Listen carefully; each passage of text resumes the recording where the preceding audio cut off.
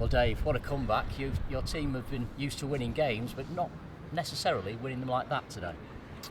No, I've said previously that if we're going to achieve anything at the back end of the year, then there's going to be some adversity along the way. Just let's get out of the way first. My biggest disappointment probably from today is the small minority of supporters who decided to boo at half time. And that's embarrassing. Them players have won 19 games out of 20 and have been unbelievable.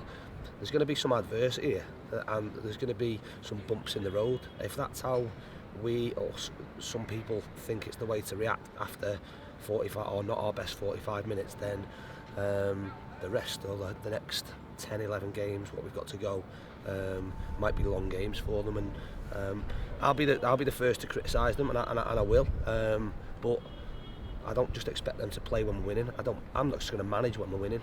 The clue's in the title. Supporters, support the players, because we've got some bottle in that changing room, and to produce the second half performance on the back of what there was in the first half was fantastic. And let me be very clear, that is like a tiny minority.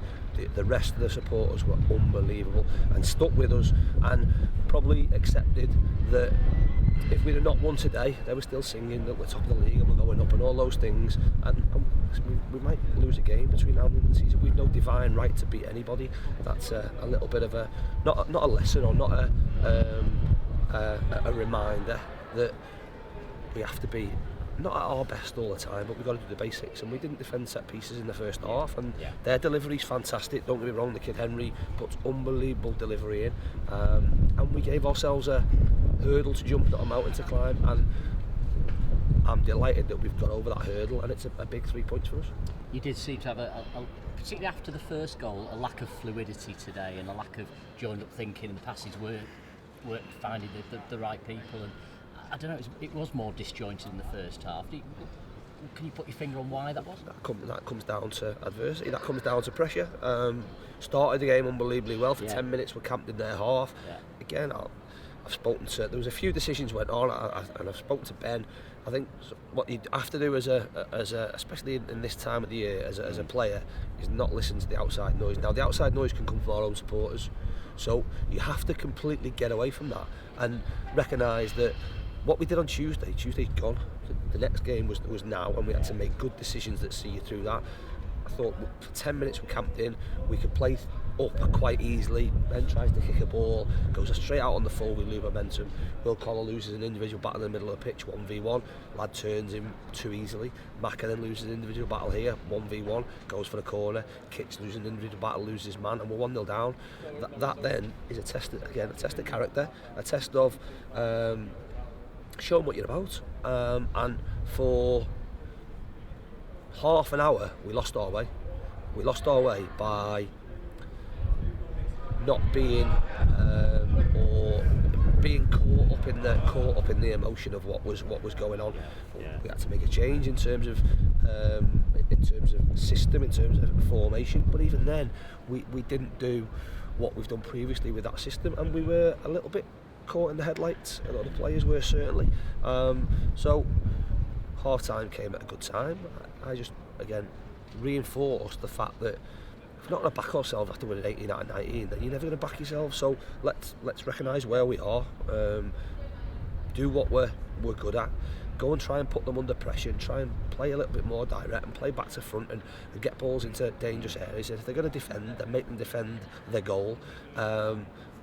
We get a swing of momentum with the penalty, which is a penalty, and then the rest sort of really takes care of itself.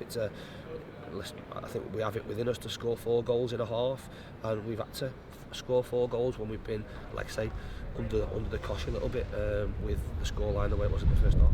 I guess as well, you've got to give credit to Wealdstone, and you change your system, you match them up in the second half, but it also allowed you to get your runners going. Playing with wing backs, you got runners, you got them from midfield getting beyond, and that was the first time we'd seen that this afternoon. And what a change! And 3 goals in the space of 7 minutes was fantastic. And again, you talk about the atmosphere. it changed then, didn't it? Yeah, absolutely. We had a choice today. It's always you're damned if you do, damned if you don't. It becomes almost impossible to make changes from Tuesday night.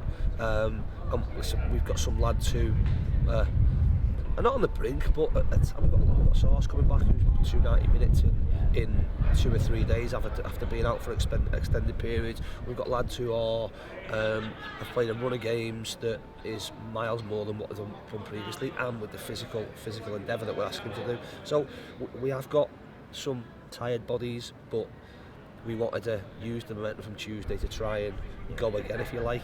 If we score in that first 10 minutes with how we start, the game potentially is different. We don't goals change games, and they get the first goal, and this place becomes a little bit edgy and a little bit nervy, and not so much on the outside. It became edgy on the green stuff, on the middle bit. I think Ash and Jono got caught up in it, and I've said before, especially with the players at the back end of the pitch, if they don't exude that confidence, then it can go through the team, especially if we're going to play. But once we, I suppose, simplified the game a little bit, and we got people into areas, and what we want to always try and do, I suppose, is that with the intensity we start at, that your potential benefits can come towards the back end of the game. We're playing against a team there who have absolutely worked their socks off for 45 minutes and really closed us down and pressed us. We've gone beyond that press in the second half and challenged them to run, and as a part-time team that can become difficult. So listen, we've done that. It's great. I think players are fine. All the coaching staff are absolutely mentally shattered after going through that. It's miles easier to play than it is to watch. But next week, as I've said to them, is next week's the biggest week of the season for us, with the games we've got and the travel we've got, and we're going to 2 places where everyone from the outside expects us to win. And we, like I say, if we did need a reminder, which we don't today, is that we've got to go there and be absolutely bang at it in order to hopefully come back with 6 points over the course of the week. Yeah, and Kings Lynn, big win for them today at Aldershot, so it's not going to be a walk in the park for sure, that one, is it? But that's a great win for them today. It is, yeah. Both the teams, if you like, you go. Kings Lynn have scored 3 at Aldershot. We couldn't do that. East Leigh Solihull scored 3. Granted, they've conceded 5, but we didn't do that. So we've just got to worry about us. They're going to be, like I say, 2 completely different games. Recovery is now massively important for us, and we've got to go there and do what it takes and find a way. And if that's different than what it was today, and it's different than what it was Tuesday, as has been the case, then so be it. Mac has been a big player for you this season. Went off injured at half time. How is he? Yeah, it doesn't look great. Even with a medial, a nothing medial is probably 2-3 weeks. It looks more severe than that.